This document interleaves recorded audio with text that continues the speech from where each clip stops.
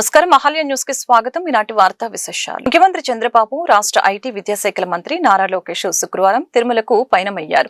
తనయుడు దేవాంశ్ పుట్టినరోజును పురస్కరించుకుని లోకేష్ కుటుంబ సభ్యులతో కలిసి సాయంత్రం హైదరాబాద్ నుంచి విమానంలో బయలుదేరి రేణిగుంట చేరుకుంటారు. అక్కడి నుంచి రోడ్డు మార్గాన తిరుపతికి చేరుకొని రాత్రికి బస చేస్తారు. కాగా సీఎం చంద్రబాబు ఉండవల్లి నుంచి శుక్రవారం హెలికాప్టర్లో తిరుపతి చేరుకొని తిరుమల వెళ్తారు. చంద్రబాబు లోకేష్ కుటుంబ సభ్యులతో కలిసి శనివారం దేవాంశ్ పుట్టినరోజును పురస్కరించుకుని శ్రీవారిని దర్శించుకుని ఆశీస్సులు అందుకుంటారు. విజయవాడలోని ఇంద్రకీలాద్రిపై వేంచేసి ఉన్న శ్రీ దుర్గా మల్లేశ్వర స్వామి దేవస్థానంలో శ్రీ పరాభవ నామ సంవత్సర వసంత నవరాత్రి ఉత్సవాలు భక్తి శ్రద్ధలతో కొనసాగుతున్నాయి. ఉత్సవాల్లో భాగంగా శుక్రవారం రెండవ రోజు పూజా మండపంలో జగన్మాతకు విశేష పుష్పార్చన ఘనంగా నిర్వహించారు. శాస్త్రోక్తంగా జరిగిన ఈ పుష్పార్చనలు అమ్మవారిని కనకాంబరాలు గులాబీ పూలతో అద్భుతంగా అలంకరించి అర్చించారు. పుష్పాల సుగంధాలతో నిండిన ఆధ్యాత్మిక వాతావరణంలో జరిగిన ఈ సేవను దర్శించుకునేందుకు భక్తులు భారీగా తరలివచ్చి భక్తి పారవస్యంలో మునిగిపోయారు. ఈ సందర్భంగా ఎన్టీఆర్ జిల్లా కలెక్టర్ డాక్టర్ జి లక్ష్మీష దంపతులు అమ్మవారికి పుష్పాలు సమర్పించి ప్రత్యేక పూజల్ని నిర్వహించారు. ఇదే రోజున డాక్టర్ లక్ష్మీష విజయవాడ నగరపాలక సంస్థ ప్రత్యేక అధికారిగా బాధ్యతలు స్వీకరించడం విశేషంగా నిలిచింది. ఒకవైపు పరిపాలన బాధ్యతలు చేపడుతూ మరొక వైపు అమ్మవారి సేవలో పాల్గొనడం ప్రాధాన్యత సంతరించుకుంది. ఈ కార్యక్రమంలో దేవస్థాన ధర్మకర్త మండలి సభ్యులు, ఆలయ అధికారులు, సిబ్బంది, భక్తులు అధిక సంఖ్యలో పాల్గొన్నారు.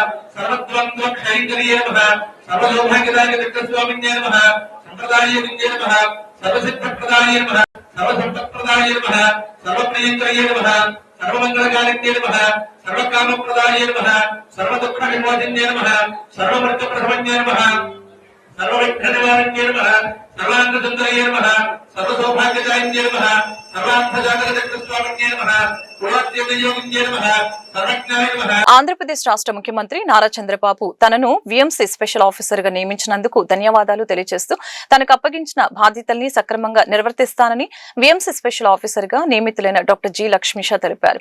విజయవాడ నగరాన్ని సీఎం ఎప్పుడూ గేట్ వే టు అమరావతిగా పేర్కొంటారని, దానికి అనుగుణంగా విజయవాడ నగరాన్ని తీర్చిదిద్దుతామని స్పష్టం చేశారు. ప్రజలకు మెరుగైన సేవలు అందించడం, ప్రజా సౌకర్యాలను విస్తరించడం తన ప్రధాన లక్ష్యమని పేర్కొన్నారు. విజయవాడ నగరపాలక సంస్థ స్పెషల్ ఆఫీసర్ గా డాక్టర్ జి లక్ష్మీష విఎంసీ ప్రధాన కార్యాలయంలోని స్పెషల్ ఆఫీసర్ ఛాంబర్ లో దుర్గగుడి ఆలయ వేద పండితుల మంత్రోత్సరణ మధ్య ప్రత్యేక అధికారిగా బాధ్యతలు స్వీకరించారు. ఈ సందర్భంగా విఎంసీ అధికారులు, సిబ్బంది శుభాకాంక్షలు తెలియజేశారు. ఈ సందర్భంగా విఎంసీ స్పెషల్ ఆఫీసర్ మరియు ఎన్టీఆర్ జిల్లా కలెక్టర్ డాక్టర్ జి లక్ష్మీష మాట్లాడారు. ఆంధ్రప్రదేశ్ రాష్ట్ర ముఖ్యమంత్రి నారా చంద్రబాబు నాయుడు తనను స్పెషల్ ఆఫీసర్ గా నియమించినందుకు కృతజ్ఞతలు తెలియజేశారు. బాధ్యతలు స్వీకరించిన అనంతరం విభాగాధిపతులతో సమావేశం నిర్వహించి నగరంలో కొనసాగుతున్న అభివృద్ధి పనులు, ప్రాజెక్టులు మరియు వివిధ కార్యక్రమాలపై సమీక్షించారు. నగరాభివృద్ధికి సంబంధించి ప్రాధాన్యత ఉన్న అంశాలను గుర్తించి వాటిపై తక్షణ చర్యలు తీసుకోవాలని అధికారుల్ని ఆదేశించారు. ఫోకస్ ఏరియా ప్రజలకి కన్వీనియన్స్, అది శానిటేషన్ అవ్వచ్చు, మౌలిక సదుపాయాలు కావచ్చు, కన్వీనియన్స్ కావచ్చు, అలాగే సివిక్ ఎంబియన్స్ కావచ్చు, ఇవన్నీ ప్రొవైడ్ చేసేది అర్బన్ లోకల్ బాడీ ప్రాముఖ్యత ఉంటుంది. నాకు కూడా ఇంతకు ముందు కూడా అర్బన్ ఏరియాలో పనిచేసిన అనుభవం ఉంది కాబట్టి, అలాగే ఎన్టీఆర్ జిల్లాలో లాస్ట్ 1 ఇయర్ నుంచి కూడా చూశాను కాబట్టి ఇక్కడ అవసరాలు, అగోగులు, అక్కడ ఇక్కడ కోఆపరేషన్, కోఆర్డినేషన్ ఎలా చేసుకుంటే బాగుంటుందనే ఆల్రెడీ అలవాటు ఉంది కాబట్టి ప్రజలకి ఎక్కడ ఇబ్బంది కలగకుండా ప్రతి ఒక్కరిని సమన్వయం చేసుకుంటూ ఇటు అధికార యంత్రాంగము, ఇటు మీడియా, అటు గవర్నమెంట్ నుంచి రావాల్సిన ఆ పథకాలను అమలు చేయడము, అలాగే లోకల్ స్థానిక ప్రజాప్రతినిధులతో కూడా అనుసంధానం చేసుకుంటూ జిల్లా యంత్రాంగం, అలాగే ఇప్పుడు మున్సిపల్ కార్పొరేషన్ స్పెషల్ ఆఫీసర్గా మున్సిపల్ అడ్మినిస్ట్రేషన్ కార్పొరేషన్ అడ్మినిస్ట్రేషన్ కూడా సమర్థవంతంగా ముందుకు తీసుకెళ్ళడానికి మీ అందరి సహకారంతో ముందుకు తీసుకెళ్ళడానికి నాకు నమ్మకం ఉంది. అదే ప్రకారం చేసుకోండి. సమస్యలు మీ దృష్టికి తీసుకురావడానికి ప్రజలకి మీరు ఏ టైంలో అందుబాటులో ఉంటారు ఇక్కడ? టైం అంటే ఇప్పుడు కలెక్టరేట్ కూడా ఇక్కడే ఉంటుంది. స్పెషల్ ఆఫీసర్గా అంటే మరి టైం డివైడ్ చేయడము కన్నా అందుబాటులో 24/7 ఉండే ప్రయత్నం అయితే చేస్తాం. ఎలాగైతే ఇప్పుడు కలెక్టర్గా ఉన్నప్పుడు కూడా మనకి ఎప్పుడు 5 గంటలకు 6 గంటలకు ఆఫీస్ అయిపోదు. సో మినిమం 8, 9, 10 అవుతూనే ఉంటుంది. ఉదయం కూడా 5, 6 నుంచి స్టార్ట్ అయిపోతాం కాబట్టి అదే మాదిరిగా ఎన్టీఆర్ డిస్ట్రిక్ట్ స్పిరిట్ అయితే ఉందో అదే స్పిరిట్తో ముందుకు వెళ్తాము. ఇప్పుడు అందుబాటులో ఉండే ఫిజికల్గా కలవడం కన్నా మనకు ఆన్లైను, మొబైలు, అట్లాగే ఈ పీజీఆర్స్ ఎవరీ మండే. సో ఇది జరుగుతూనే ఉంటుంది. సో అవసరాలు బట్టి అవసరం అయితే ఇఫ్ నీడ్ రిక్వైర్స్ ఇక్కడ కూడా వారానికి 1 రోజు 2 రోజు అందుబాటులో ఉండడానికి కూడా ట్రై చేస్తాం. అదే నీడ్ బట్టి డిసైడ్ చేసుకుంటాం. As a district NTR district as a priority now. So అదే ప్రయారిటీలో అఫ్కోర్స్ విజయవాడలో కూడా ఉంది నాకు. సో దాంట్లో మెయిన్లీ అర్బన్ ఏరియా చూసుకుంటే మనకు sanitation, drinking water, so health and ambience ఇది చాలా ఇంపార్టెంట్. అర్బన్ ఏరియా అంటే బయట నుంచి వచ్చే వాళ్ళకి స్టేట్ అంటే ఏంటంటే అక్కడ ఉన్న నగరాన్ని చూసి డిసైడ్ చేస్తారు స్టేట్ ఎలా ఉంది అనేది. సో ముఖ్యంగా విజయవాడ మీకు తెలుసు ఇది గేట్వే టు అమరావతి కాబట్టి ఇక్కడ పబ్లిక్ కమ్యూనిటీస్, పబ్లిక్ అంబియన్స్ రాగానే ఒక అనుభూతి అంటాం కదా, ఓకే మంచి సిటీకి ఎంటర్ అయ్యాము. సో అది ఆ అనుభూతి తీసుకురావడమే మెయిన్ ప్రయారిటీ. దానికి కావాల్సిన ఆంధ్రప్రదేశ్ లో మార్చి 21న జరగవలసిన 10వ తరగతి ఇంగ్లీష్ పరీక్ష వాయిదా పడింది. ఈ పరీక్షను ఏప్రిల్ 2న 2026న నిర్వహించనున్నట్లు ప్రభుత్వ పరీక్షల డైరెక్టరేట్ అధికారికంగా ఒక ప్రకటనలో తెలిపింది. రంజాన్ పండుగ కారణంగా ప్రభుత్వం ఈ నిర్ణయం తీసుకుంది. రంజాన్ పండుగ సందర్భంగా మార్చి 21వ తేదీన ప్రభుత్వం సెలవు దినంగా ప్రకటించింది. వాస్తవానికి ముందుగా మార్చి 20న సెలవుగా భావించినప్పటికీ చంద్రుని దర్శనంపై ఏపీ వక్ఫ్ బోర్డు ఇచ్చిన నివేదిక ఆధారంగా సెలవు తేదీని మార్చి 21కి మారుస్తూ ప్రభుత్వం ఉత్తర్వులు జారీ చేసింది. ఇదే రోజున 10వ తరగతి పరీక్ష షెడ్యూల్ ఉండటంతో విద్యార్థులకు ఇబ్బంది కలగకూడదనే ఉద్దేశంతో విద్యాశాఖ ఈ మార్పు చేసింది. వాయిదా పడిన 3 లాంగ్వేజ్ ఇంగ్లీష్ పరీక్షను ఏప్రిల్ 2వ తేదీన నిర్వహించనున్నారు. తెలుగు భాష, సంస్కృతి, సాంప్రదాయాలను భావితరాలకు అందించాల్సిన బాధ్యత ప్రతి ఒక్కరిపై ఉందని పలువురు భాషావేత్తలు పిలుపునిచ్చారు. ఆంగ్ల, హిందీ భాష వ్యామోహంలో తెలుగు భాషను నిర్లక్ష్యం చేయడం సరికాదని వారు పేర్కొన్నారు. ప్రాథమిక స్థాయి నుంచి డిగ్రీ వరకు మాతృభాషలోనే విద్యాబోధన సాగాలని వారు ప్రభుత్వానికి విజ్ఞప్తి చేశారు. బందర్ రోడ్లోని బాలోత్సవ భవన్లో తెలుగు జాతి పరిరక్షణ సమితి ఆవిర్భావ కార్యక్రమం ఘనంగా జరిగింది. ఈ సందర్భంగా ఏర్పాటైన సభలో ముఖ్య అతిథిగా పాల్గొన్న ఏపీ పొట్టి శ్రీరాములు తెలుగు విశ్వవిద్యాలయం ఉపపతి ఆచార్య డి మునిరత్నం నాయుడు మాట్లాడారు. సమాజంలో మారుతున్న పరిస్థితుల వలన మన సంస్కృతి విఘాటం కలుగుతుందని ఆవేదన వ్యక్తం చేశారు. పంచాయతీ స్థాయి నుంచి జిల్లా స్థాయి వరకు కమిటీలు ఏర్పాటు చేసి దైనందిన వ్యవహారాల్లో తెలుగు వాడకాన్ని పెంచడమే లక్ష్యంగా ముందుకు సాగాలని ఆయన ఈ సందర్భంగా పిలుపునిచ్చారు. అలాంటి తెలుగు భాష నేడు 4వ స్థానానికి పడిపోయిందని ఆయన ఆవేదన వ్యక్తం చేశారు. కేవలం ఉపాధి కోసం ఇతర భాషలపై మోజు పెంచుకుంటూ సొంత భాషను నిర్లక్ష్యం చేయడం తగదని మండిపడ్డారు. ఎన్టీఆర్ తర్వాత తెలుగు భాషను ప్రోత్సహించే సరైన నాయకత్వం కరువైందని ఆయన అభిప్రాయం వ్యక్తం చేశారు. ఈ కార్యక్రమంలో ఆంధ్ర మహాసభ సభ్యులు PV Varaprasad, Maharashtra all India cultural coordinator doctor Radhamohan, Tamil Nadu రాష్ట్రేతర తెలుగు సమైక్య చైర్మన్ ఏవి సీతారామయ్య, రాష్ట్రేతర తెలుగు సమైక్య చైర్మన్ రాళ్లపల్లి సుందర్రావు తదితరులు పాల్గొన్నారు. విజయవాడలో ఉగాది సందర్భంగా ఆవిర్భావ దినోత్సవం జరుపుకోవడం జరుగుతుంది. దీనికి తెలుగు జాతి పక్షం మన లక్ష్యం అనే నినాదంతో, అదే మా విధానంతో, అదే మాకు ప్రధానంగా చేయడం జరుగుతుంది. దీన్ని ఒక వేదికగా, దీంట్లో ఎవరి నాయకత్వం కాదు, అందరూ నాయకులే, ఎవరి స్థానాల్లో వాళ్ళ నాయకత్వాన్ని వహించేటట్టు దీన్ని ఒక వేదికగా ఉపయోగించుకునేలాగా తీర్చిదిద్దడం జరుగుతుంది. ముందు రాష్ట్ర స్థాయిలో తెలుగు రాష్ట్రాల్లో మొదటగా కమిటీలు వేసి, జిల్లా స్థాయిలో కమిటీలు, కాన్స్టిట్యున్సీ స్థాయిలో కమిటీలు వేసి, తర్వాత వరల్డ్ వైడ్గా అట్లాగే ప్రపంచవ్యాప్తంగా తీసుకెళ్లే ఉద్దేశంతో ఈ కార్యక్రమం జరుగుతుంది. దీన్ని ముందుకు తీసుకెళ్లాలని చెప్పి మరి ముఖ్యంగా తెలుగు జాతికి సంబంధించిన అందరినీ మనస్ఫూర్తిగా ప్రార్థిస్తూ ఉన్నాం. ఇది ఏ ఒక్కరిది కాదు, ఈ జాతి మొత్తాన్ని. దీంట్లో ఎవరు ఏ వృత్తిలో ఉన్నా, ఎట్లాంటి ప్రవృత్తిలో ఉన్నా కూడా దీంట్లో పనిచేయడానికి అవకాశం ఉంది. దయచేసి మన తెలుగు జాతిని మనం కాపాడుకొని, మన సాంప్రదాయ సంస్కృతులన్నింటినీ మనం కాపాడుకొని భావితరాలకు ఈ జాతిని నిర్వీర్యం అవ్వకుండా అందించాల్సిన బాధ్యత మనం తీసుకోవాలని చెప్పి, తీసుకుంటారని చెప్పి మనం సదాశివరావు గారు, వారి సహచరులందరూ తెలుగు జాతి పరిరక్షణ సంస్థని స్థాపించే వాళ్ళ మొదలుపెట్టడం జరుగుతుంది. దానికి పూర్తి సంఘీభావం తెలియజేస్తాను. నేను ఒకటే చెప్తున్నాను, ఈ ప్రపంచంలో 13.5 కోట్ల మంది తెలుగు జాతి ఉన్నారు. 8 రాష్ట్రాలకు ముఖ్యమంత్రిగా చేసిన తెలుగు జాతి మంది. మీకు తెలుసు, చాలామంది మిగతా వాళ్ళు తెలియపోయి ఉండొచ్చు. మన పాండిచ్చేరికి వైద్యరంగ గారు, సుబ్బారెడ్డి గారు, తమిళనాడుకి దక్షిణామూర్తి గారు 5 సార్లు ముఖ్యమంత్రి చేశారు. వాళ్ళ అబ్బాయి స్టాలిన్ గారు ముఖ్యమంత్రి. అంటే దక్షిణామూర్తి గారి పేరు మాత్రం కరుణానిధి పెట్టుకోవచ్చు. కర్ణాటకకి వచ్చిన తర్వాత మొదటి ముఖ్యమంత్రి చెంగలారెడ్డి గారు, మహారాష్ట్రకు మారుతిరావు గారు, ఇటుకంటి రాఘవేంద్రరావు గారు మధ్యప్రదేశ్ అంటే సెంట్రల్ పాయింట్స్, పర్లాకింటి రాజు గారు ఒరిస్సాకి. మనకు అంటే 8 రాష్ట్రాలు ముఖ్యమంత్రి చేసాం. మన 2 రాష్ట్రాలు కాకుండా మనం కలిపి అనేక దేశాలకు అధ్యక్షులుగా చేసాం. బర్మా దేశం, అసలు అనేక దేశాలు, శ్రీ విజయ సామ్రాజ్యం కానీ, మన గోదావరి జిల్లా నుంచి వెళ్ళిన వాళ్ళు చంపా సామ్రాజ్యం అంటే వియత్నాం దాకా వెళ్ళాం. వీరాస్వామి రంగడ్ గారు మారిషస్ దేశ అధ్యక్షుడిగా ఉన్నారు. అలాంటి గొప్ప తెలుగు జాతి వాళ్ళ అవమాన భారంతో ఇబ్బంది పడుతుందనే బాధ కలిసి వేస్తుంది మనుషుల్లోకి. ఇవాళ రాజకీయ పార్టీలకు అతీతంగా ఇవాళ వచ్చిన వాళ్ళు వైస్ ఛాన్సలర్ వచ్చారు, మిగతా వాళ్ళు వచ్చారు, పెద్దలు వచ్చారు. రాజకీయ పార్టీలకు అతీతంగా ఒక భావం, మనం మిగతా తమిళులు ఎలా ఉన్నారు ఒక్కటి గమనించమని చెప్పుకోడుతున్నాను. మనకు స్వతంత్రం వచ్చేదానికి దేశంలో 2వ అతిపెద్ద భాష తెలుగు. ఈ దేశం నుండే 4 భాషల్లో నాణ్యాల మీద బ్రిటిష్ వాళ్ళు వేసినప్పుడు హిందీ, తెలుగు, ఉర్దూ, అలా ఇంగ్లీషు, బెంగాలీ అంటే ఈ భాషలు కూడా ఉండేది. ఇవాళ ఎంత 22 భాషలో ఒకటికి మారిపోయింది. 4 స్థానానికి దిగజారిపోయామండి మన భాష. కడుపు బాధ, ఎంత బాధ ఉందంటే వాళ్ళ ఉగాది సందర్భంగా చాలామంది వాళ్ళు మాట్లాడతారు హ్యాపీ ఉగాది. ఏంటండి దౌర్భాగ్యం. వైసీపీ అధినేత జగన్ అధికారంలో ఉన్నప్పుడు వ్యక్తిగత సంపాదన కోసం యువతను గంజాయి బ్యాచ్ గా మార్చారని టీడీపీ గుంటూరు జిల్లా అధ్యక్షులు పిల్లి మాణిక్యరావు విమర్శించారు. అరండల్పేటలోని తెలుగుదేశం పార్టీ జిల్లా కార్యాలయంలో శుక్రవారం జిల్లా తెలుగు యువత అధ్యక్షులు రావిపాటి సాయికృష్ణ, ఆంధ్రప్రదేశ్ ఉద్యోగ పోరాట సమితి అధ్యక్షులు సాగర్తో కలిసి మాణిక్యరావు మాట్లాడారు. మద్యాన్ని కల్తీ చేసి కోట్ల రూపాయలు తాడేపల్లి ప్యాలెస్ కి పంపించారని ఫైర్ అయ్యారు. యువతను మద్యం దుకాణాలకు కాపలాగా పెట్టిన ఘనత జగన్మోహన్ రెడ్డికి దక్కుతుందని తెలిపారు. సాయికృష్ణ మాట్లాడుతూ రాష్ట్రంలో 2,45,000 ఉద్యోగాలను భర్తీ చేస్తామని వైసీపీ మోసం చేసిందని మండిపడ్డారు. ఇచ్చిన హామీ మేరకు ఉగాది కానుకగా జాబ్ క్యాలెండర్ విడుదల చేశామని అన్నారు.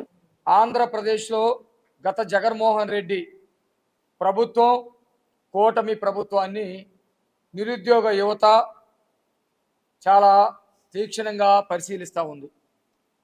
జగన్మోహన్ రెడ్డి నిరుద్యోగ యువత పట్ల ఏ విధంగా ఉన్నాడు, కూటమి ప్రభుత్వం ఏ విధంగా ఉన్నారనేది స్పష్టమైనటువంటి తేడాని ఈరోజు అందరూ కూడా గమనిస్తూ ఉన్నటువంటి పరిస్థితి ఉంది. జగన్మోహన్ రెడ్డి నేరస్తుడు కాబట్టి నేరగాళ్ళని తయారు చేశాడు, నేరగాళ్ళలాగా తయారు చేశాడు ఆంధ్రప్రదేశ్ యువతని. చంద్రబాబు నాయుడు గారు విజన్ ఉన్నటువంటి నాయకుడు కాబట్టి యువతకి ఉద్యోగాలు కల్పించి భవిష్యత్తు పట్ల భరోసానిచ్చాడు, భవిష్యత్తు పట్ల వాళ్ళకి ఒక ఆశాభావాన్ని సృష్టించాడు. ఈ 2 కూడా చాలా స్పష్టంగా కనపడతా ఉన్నాయి. జగన్మోహన్ రెడ్డి చాలా స్పష్టంగా 5 సంవత్సరాల్లో మీరు గనక చూస్తే నేరస్తులుగానే చాలా మందిని తయారు చేశారు. వాళ్ళందరూ నేరగాళ్ళు అని నేను అన్ను, కానీ జగన్మోహన్ రెడ్డి కరుడు గట్టిన నేరస్తుడు. రాష్ట్ర యువత అనేది రాష్ట్ర సంపద.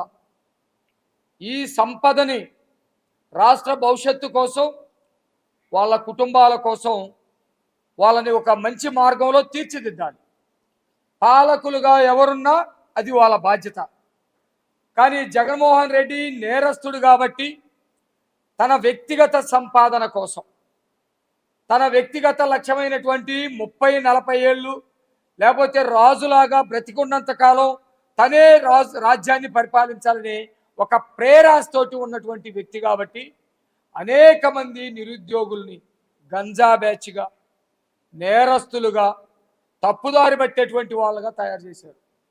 నేను ఇది కేవలం విమర్శ కోసం మాట్లాడతలేదు. మీరు చూశారు, మా సోదరుడు సాయి ఒక యువ నాయకుడు, అలాగే గోపి గారు ఆంధ్రప్రదేశ్ నిరుద్యోగ జేఏసీ నుంచి వచ్చారు. వారు కూడా వాళ్ళు విలువైన సమాచారాన్ని సందేశాన్ని ఇచ్చారు. ఇప్పుడే గతంలో ఏ విధంగా ఇబ్బందులు పడ్డారు నిరుద్యోగులు. ఎందుకంటే గతంలో 2,30,000 ఉద్యోగాలు ఖాళీగా ఉన్నాయి ఆంధ్రప్రదేశ్ రాష్ట్రంలో. అధికారంలోకి వచ్చిన వెంటనే భర్తీ చేస్తామన్న జగన్మోహన్ రెడ్డి గారు 2019 తర్వాత అఖండ మెజారిటీతో అధికారంలోకి వచ్చిన తర్వాత కూడా ఆ జాబ్ క్యాలెండర్ రిలీజ్ చేస్తామని ఏ విధంగా అయితే యువతకు దొంగ హామీలు ఇచ్చారో ఆ హామీలు నెరవేర్చకుండా ప్రతి సంవత్సరం కూడా ఖాళీ జాబ్ క్యాలెండర్ ఎగతాళి చేస్తూ ఉండేది. అప్పుడు గతంలో ఎన్నో పోరాటాలు చేయడం జరిగింది. జాబ్ క్యాలెండర్ కోసం మేము ముఖ్యమంత్రి గారి కార్యాలయాన్ని ముట్టడించడానికి 2 సార్లు ప్రయత్నించాం. అలాగే కలెక్టరేట్ ముట్టడులు చేశాం. అలాగే ఎంప్లాయ్మెంట్ ఆఫీసులు ఎదుట వినూత్న ఆందోళనలు చేయడం జరిగింది.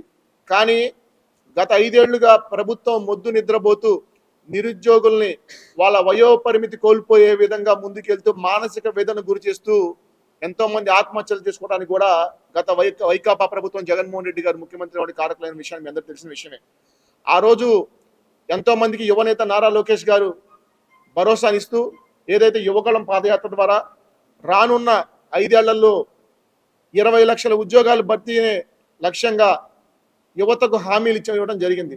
ఆ హామీలు నెరవేర్చేందుకు గత 20 నెలల కాలంలో కూటమి ప్రభుత్వంలో ముఖ్యమంత్రి వర్యులు చంద్రబాబు నాయుడు గారు, యువనేత నారా లోకేష్ గారు, డిప్యూటీ సీఎం పవన్ కళ్యాణ్ గారు యువతకి ఇచ్చిన హామీలు నెరవేర్చేందుకు అహర్నిశలు పెట్టుబడులు కల్పనే లక్ష్యంగా, పరిశ్రమల స్థాపనే ధ్యేయంగా ఎంతో మందికి ఉద్యోగాలు కల్పించి ఇక్కడ చదువుకున్న యువత గౌరవప్రదమైన ఉద్యోగాలు ఇక్కడే చేసుకునే విధంగా ముందుకెళ్లాలని చెప్పి కూడా గతంలో ఏ విధంగా హామీలు ఇచ్చారో ఆ హామీలు నెరవేర్చేందుకు ముందుకెళ్ళడం ఎంతో శుభపరిణామం.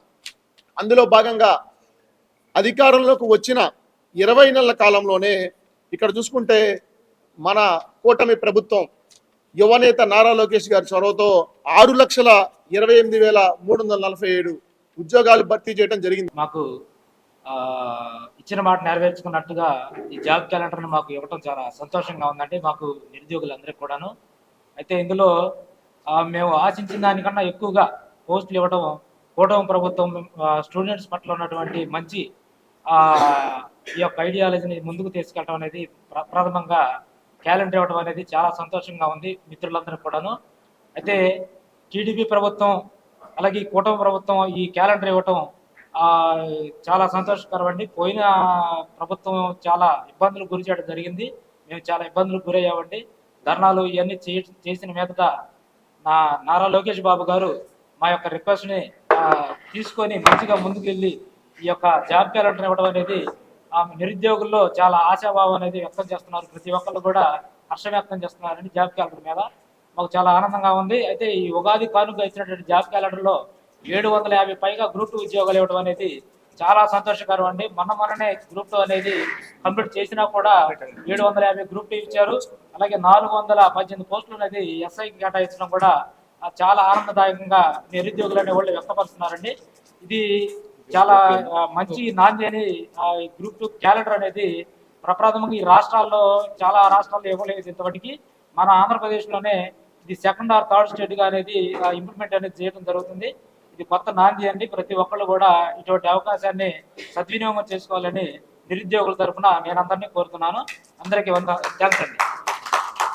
నిరుద్యోగ చేసిన మీ ప్రభుత్వం గడిచిన 20 నెలల్లోనే 6.5 లక్షలకు పైగా ఉద్యోగాలు సృష్టించడమే కాకుండా ఇంకా గవర్నమెంట్ ఉద్యోగార్థులు ఎవరైతే ఉన్నారో వాళ్ళ కోసం ఈ జాబ్ క్యాలెండర్ అనేది ప్రకటించడం నిజంగా నిరుద్యోగుల పాలిట కొత్త ఉగాదిగా మేము భావిస్తున్నాము. అందులోనూ ఇంత గత నోటిఫికేషన్లో ఎన్నో ఇబ్బందులు పడి ఎన్నో కష్టాలు ఓర్చి ప్రిపేర్ అయినప్పటికీ అచీవ్ కాలేని విజయం సాధించలేని విద్యార్థులకి ఈ జాబ్ క్యాలెండర్ ఏదైతే ఉందో సూపర్ 6 హామీలో భాగంగా ఈ కూటమి ప్రభుత్వం ఇంప్లిమెంట్ చేయడానికి ఒక స్టెప్ తీసుకోవడం అనేది చాలా హర్షించదగ్గ విషయం. ఇందులో భాగంగా ఏదైతే నారా లోకేష్ గారు ప్రత్యేక చొరవతో ఈ జాబ్ క్యాలెండర్ రిలీజ్ చేయడానికి ఎంతో కృషి చేశారని చెప్పేసి మాకు అర్థమైంది. అందుకోసం ప్రత్యేకంగా నారా లోకేష్ గారికి ధన్యవాదాలు తెలియజేసుకుంటున్నాం. ఇంకా ఎవరైతే విద్యార్థులు దీనికోసం ఎదురు చూస్తున్నారో వాళ్ళందరి తరఫున కూడా మేము చాలా హర్షం వ్యక్తం చేస్తూ కూటమి ప్రభుత్వానికి ధన్యవాదాలు తెలియజేసుకుంటున్నాం. మరి గత ప్రభుత్వంలో జాబ్ క్యాలెండర్ అనేది ఎవ్రీ ఇయర్ ఇస్తామని జగన్మోహన్ రెడ్డి గారు చెప్పడం జరిగింది. అయినప్పటికీ ఒక్క జాబ్ క్యాలెండర్ కూడా విడుదల చేసిన దాఖలాలు అయితే లేవు. కానీ లోకేష్ గారు పాదయాత్ర సమయంలో చేసిన ప్రతి వాగ్దానాన్ని నెరవేరుస్తూ ఎవ్రీ ఇయర్ జాబ్ క్యాలెండర్ మేము రిలీజ్ చేస్తాము, ఏవైతే పోస్టులు ఖాళీగా ఉన్నాయో అవన్నీ భర్తీ చేస్తాము, నిరుద్యోగ సమస్యను తగ్గించడానికి మేము ప్రయత్నం చేస్తామని కూటమి ప్రభుత్వంలో ఏదైతే వాగ్దానం చేశారో ఆ వాగ్దానానికి తగినట్టుగా నిన్న పరాపన సంవత్సర ఉగాది సందర్భంగా కూటమి ప్రభుత్వం జాబ్ క్యాలెండర్ రిలీజ్ చేయడం జరిగింది. అలాగే లాస్ట్ ఇయర్ చూసుకుంటే 2025లో డిఎస్సి 16,000 జాబ్స్ క్యాలెండర్ రిలీజ్ చేసి జాబ్స్ని భర్తీ చేయడం జరిగింది. చాలామంది కరోనా టైంలో ఇబ్బంది పడి తిండి తినక కోచింగ్ సెంటర్స్ మూసివేసినా కానీ చిన్న పనులు చేసుకుంటూ ఎవరైతే ఇబ్బంది పడ్డారో వారందరూ గత డిఎస్సిలో జాబ్స్ పొందుకోవడం జరిగింది. వాళ్ళందరూ కూడా ఎంతో సంతోషించారు. ఎందుకంటే అన్ని సంవత్సరాలు మేము 5 సంవత్సరాల నుంచి అంటే పెళ్ళిళ్ళు చేసుకొని వారు ఉన్నారు, ఉద్యోగాలు వేరేది చెయ్యలేక మళ్ళీ ఎటన్నా వెళ్ళి వేరే ఉద్యోగంలో జాయిన్ అవుతే మరి మాకు ఇబ్బంది అవుతుంది అని ప్రిపేర్ అవుతూ అలాగే ఉన్న వాళ్ళు ఉన్నారు కొన్ని సంవత్సరాల నుంచి. వాళ్ళందరికి కూడా గత సంవత్సరము వాళ్ళకి జాబ్స్ రావడం జరిగింది. అలాగే ఈ సంవత్సరం కూడా మాన్సూన్ యాక్షన్ ప్లాన్ లో భాగంగా మే నెలలోపు నగరంలోని ప్రధాన మరియు అంతర్గత డ్రైన్లలో 100% పూడికతీత పనులు పూర్తి చేయాలని జిల్లా కలెక్టర్ నగరపాలక సంస్థ ప్రత్యేక అధికారి ఏ తమీం అన్సారియా అధికారులను ఆదేశించారు. శుక్రవారం నగరపాలక సంస్థ ప్రత్యేక అధికారిగా బాధ్యతలు తీసుకున్న అనంతరం కమిషనర్ కె మయూర్ అశోక్ తో కలిసి స్పెషల్ ఆఫీసర్ చాంబర్ నందు అదనపు కమిషనర్ విభాగాధిపతులతో నగరంలో జరుగుతున్న అభివృద్ధి పనులపై ప్రత్యేక సమావేశం నిర్వహించారు. ఈ సందర్భంగా కలెక్టర్ మరియు ప్రత్యేక అధికారి మాట్లాడుతూ వారం రోజుల వ్యవధిలో పీకలవాగు ఇతర అవుట్ఫాల్ డ్రైన్లపై ఆక్రమణలపై సర్వే చేసి పూర్తిస్థాయి నివేదిక అందజేయాలని సిటీ ప్లానర్ ను ఆదేశించారు. గత ఏడాది నీటి ఎద్దడి ఎదుర్కొన్న ప్రాంతాలపై ప్రత్యేక దృష్టి సారించాలని తెలియజేశారు. శంకర్ విలాస్ ఆర్ఓబి రోడ్డు విస్తరణ పనులపై వివరాలు అడిగి తెలుసుకుని జీఎంసీ నుంచి చేపట్టవలసిన పనులు వేగవంతం చేయాలని అన్నారు. GMC council time period March 17th పూర్తి కావడంతో కలెక్టర్ని స్పెషల్ ఆఫీసర్గా నియమిస్తూ గవర్నమెంట్ జీవో జారీ చేయడం జరిగింది. దాని మేరకు ఈరోజు స్పెషల్ ఆఫీసర్ జీఎంసీగా ఛార్జ్ తీసుకోవడం జరిగింది. మనకి ఇప్పుడు ముఖ్య ఫోకస్ దేని మీద ఉంటుంది అంటే ఇప్పుడే ఆల్రెడీ సమ్మర్ స్టార్ట్ అయింది. సో డ్రింకింగ్ వాటర్ ప్రాబ్లం ఎక్కడ కూడా రాకుండా ఎక్కువ ఫోకస్ పెట్టడం జరుగుతుంది. అదేవిధంగా మనకు ప్రీ మాన్సూన్ యాక్టివిటీస్లో భాగంగా ఇక్కడికి ఉన్న జీఎంసీ పరిధిలో ఉన్న మీడియం డ్రైన్స్, మేజర్ డ్రైన్స్ రెండింటినీ కూడా డీసిల్టేషన్ చేయాలి. సో అది కూడా ఇప్పుడు ఏప్రిల్, మే, జూన్ ఈ 3 months అంటే ఏప్రిల్ అండ్ మే 2 monthsలో కంప్లీట్ చేయాలి. సో దానికి కూడా ఫోకస్ పెట్టడం జరుగుతుంది. ఇప్పుడు మనకు ఇంకొక పెద్ద సమస్య జీఎంసీ పరిధిలో ఉన్నది వీధి కుక్కలు ప్రాబ్లం ఉన్నాయి. సో దానికి ఇప్పుడు పొన్నూరు రోడ్లో ఇప్పుడే లాస్ట్ వీక్ నుంచి ఏబీసీ సెంటర్ ఫంక్షన్ అవ్వడం స్టార్ట్ అయింది. సో అక్కడికి మనము స్ట్రీట్ డాగ్స్ని స్టెరిలైజేషన్ కోసం పంపిస్తాము. అదేవిధంగా ఎంటీఎంసీ పరిధిలో కూడా ఆల్రెడీ ఫంక్షనింగ్ ఏబీసీ సెంటర్ ఉన్నాయి. సో అక్కడ కూడా మనకి ఎక్కువ సంఖ్య ఉంది కాబట్టి కవర్ చేయాలి కాబట్టి అక్కడికి కూడా ఇప్పుడు పంపిస్తున్నాము. సో దాని మీద ఫోకస్ చేయడం జరుగుతుంది. సో అదేవిధంగా ఇప్పుడు చూస్తే మనము ఫైనాన్షియల్ ఇయర్ ఎండింగ్లో ఉన్నాము. సో రెవెన్యూ కలెక్షన్స్ కూడా ఇంపార్టెంట్. ఇప్పుడే చూస్తే మనకు 350 crores మనకు డిమాండ్ ఉన్నప్పటికీ ఇప్పటిదాకా ఒక 125 crores కలెక్ట్ చేయడం కంప్లీట్ అయింది. సో ఇంకా ఉన్న నెక్స్ట్ 10 daysలో మిగతా అమౌంట్ని కూడా కంప్లీట్ చేయడానికి, కలెక్ట్ చేయడానికి ఎక్కువ ఫోకస్ పెట్టడం జరుగుతుంది. అదేవిధంగా మనకి ఏదైతే సివిక్ కమ్యూనిటీస్, మున్సిపల్ సర్వీసెస్ గురించి వస్తున్న కంప్లైంట్స్ పీజీఆర్ఎస్ పైన దాన్ని క్వాలిటీగా డిస్పోజ్ చేయడానికి దాని మీద ఫోకస్ చేయడం జరుగుతుంది. అదేవిధంగా మున్సిపల్ సర్వీసెస్ కోసం ఏదైతే సర్వీస్ రిక్వెస్ట్ వస్తున్నాయో దాన్ని కూడా క్వాలిటేటివ్గా టైంలో రిడ్రెస్ చేయడానికి, కంప్లీట్ చేయడానికి ఫోకస్ పెట్టడం జరుగుతుంది. అదేవిధంగా మనకు జిఎంసీ ఏరియాలో జరుగుతున్న డెవలప్మెంట్ వర్క్స్, సో ఇప్పుడే చూస్తే రోడ్ డెవలప్మెంట్ ప్లాన్ వర్క్స్ ఒక 6 వర్క్స్ జరుగుతున్నాయి. ఇంకా రోడ్ వైడనింగ్ వర్క్స్ కూడా ప్రపోజల్ ఉన్నాయి. వాటిని కూడా టైంలో కంప్లీట్ చేయడానికి ఫోకస్ పెట్టడం జరుగుతుంది. ఇంకా కొన్ని పీపీపీ ప్రాజెక్ట్స్ కూడా ఇక్కడ డిపిఆర్ తయారు చేయడానికి ఏజెన్సీని సెలెక్ట్ చేసి ఉన్నారు. ఈ వార్తలు ఇంతటితో సమాప్తం. మరొక బులెటిన్ మళ్ళీ కలుద్దాం. నమస్కారం.